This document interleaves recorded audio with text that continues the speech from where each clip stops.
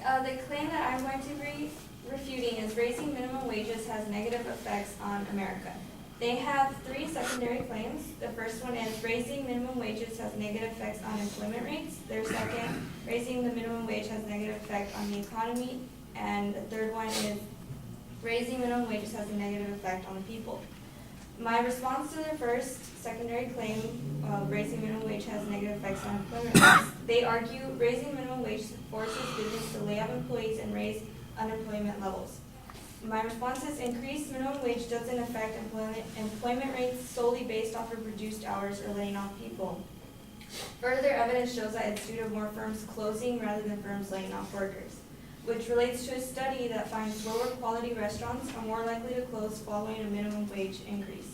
A Harvard Business School paper studied the impact of minimum wage and found out that a $1 increase in the minimum wage leads to a 14% increase in the likelihood of exit for a 3.5 restaurant, but no discernible impact for a 5-star restaurant. My response to their second secondary claim of raising the minimum wage has negative effect on the economy, they argue that someone who has no education or is very little out of nowhere making $50 an hour is almost catching up to someone who's fresh out of college making $25 an hour. They continue to make this increase in minimum wage, the third class will disappear and soon there will be one big middle class trying to jump to first class, which will seem impossible.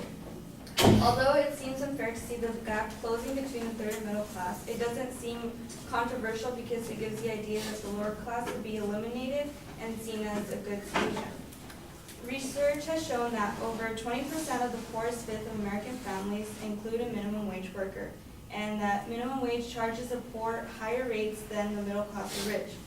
There is a clear distinction between who is low or middle class because the poor/lower class would be affected the most. My response to the third secondary claim is raising minimum wages has negative effect on the people. My response is, well, they argue that raising minimum wage decreases high school enrollment rates and increases dropout rates. There is no statistical evidence given of a high school enrollment or dropout rates due to the increase in minimum wage. This claim can be agreed upon to a certain point, but the effects are uneven, and it's not clear how increasing the minimum wage would affect school enrollment because the price and income effects are ambiguous. So if there was further evidence to show how minimum wage decreases high school enrollment rates, but thank you.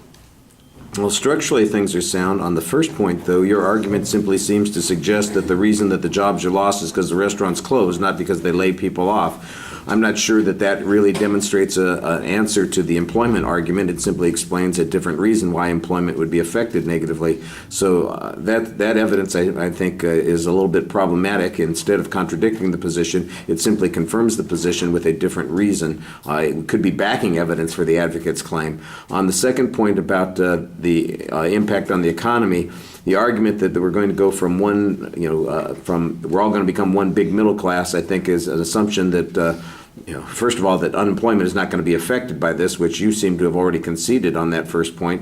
And you had a statistic that refers to, a fifth of the population who are poor have minimum wage workers in there. So the question is, what would an increase do? I think you need to make a stronger argument that says it's going to affect people in a positive way and have an impact on the economy that is either expanding spending by people at the lower level or increase economic activity in some way, which is going to increase the number of jobs that are being developed here. I couldn't quite tell what the inference was that you wanted us to draw from the information that you're presenting.